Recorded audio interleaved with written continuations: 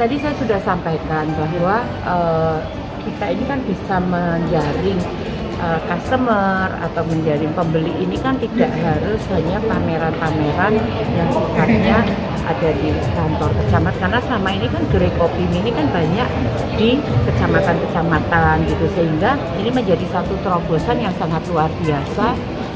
Hotel juga tidak perlu harus menyiapkan sendiri, semua sudah ada dari UMKM, kemudian UMKM juga tidak membutuhkan harus memikirkan tempat untuk sewa dan sebagainya.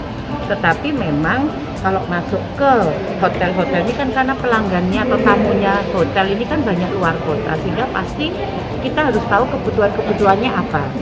Yang mungkin juga yang unik-unik, yang khas dari kota Semarang gitu ya, dan tentu ini menjadi tugas dari Dinas Koperasi bersama juga dengan pengampu wilayah setempat, jadi ada Pak Camat gitu ya, ada lurah-lurah untuk bagaimana mengkurasi.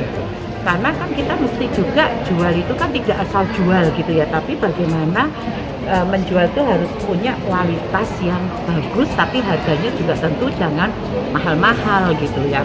Kita juga mesti tahu kebutuhan dari pelanggan hotel itu apa. Jadi mungkin kayak tadi ada kaos, kemudian batik yang unik-unik gitu, yang batik-batik khas Semarang, baju-baju yang unik, ada tadi juga topi, sehingga ini diperlukan juga dari Dinas Koperasi untuk mengkurasi. Bukan tidak, oh ini jangan tidak, terus ada yang kok saya nggak bisa masuk, tapi ini adalah satu tugas. Kalau memang belum masuk di dalam kurasi, ya kita harus membina, harus membimbing, seperti yang ada di Kota Lama ya, Semarang Creative Gallery itu dulu cuma ada 27 pelaku usaha, sekarang sudah ada hampir 90. Tapi itu kan tetap kualitasnya bagus, karena ini juga harus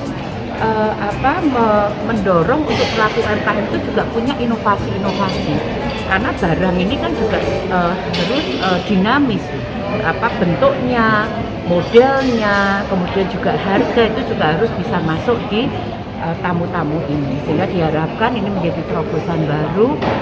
Orang tidak harus menunggu ada anggaran gitu ya. Kalau di dinas ini kan menunggu anggaran ada, kalau anggarannya habis nggak ada kegiatan apa-apa. Nah, ini yang diharapkan dengan bisa dilakukan di hotel ini juga bisa menjadi satu contoh, bisa dilakukan di hotel-hotel yang lain. Di sini hotel ini banyak sekali, hotel bintang di Kota Semarang, dari yang bintang biasa sampai yang bintang 5 ini kan ada 90-an hotel.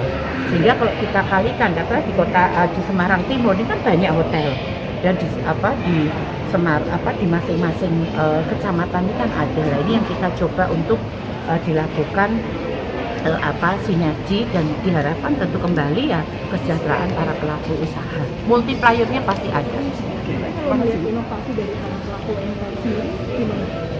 Ya, kalau kita melihat ini kan sudah berbeda ya dengan yang tahun yang sebelum-sebelumnya udah bagus-bagus gitu ya, inovasi.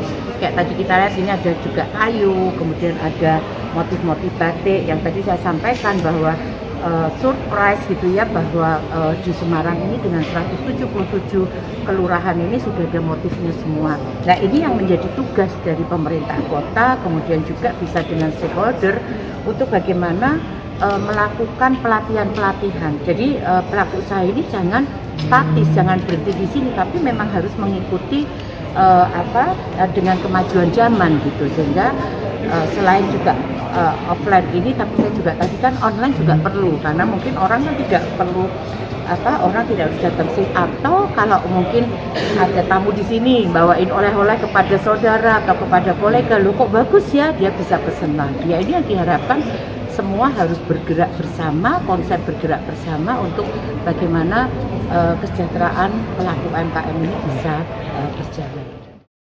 Jangan lupa follow, like, dan subscribe sosial media Tribun Jateng.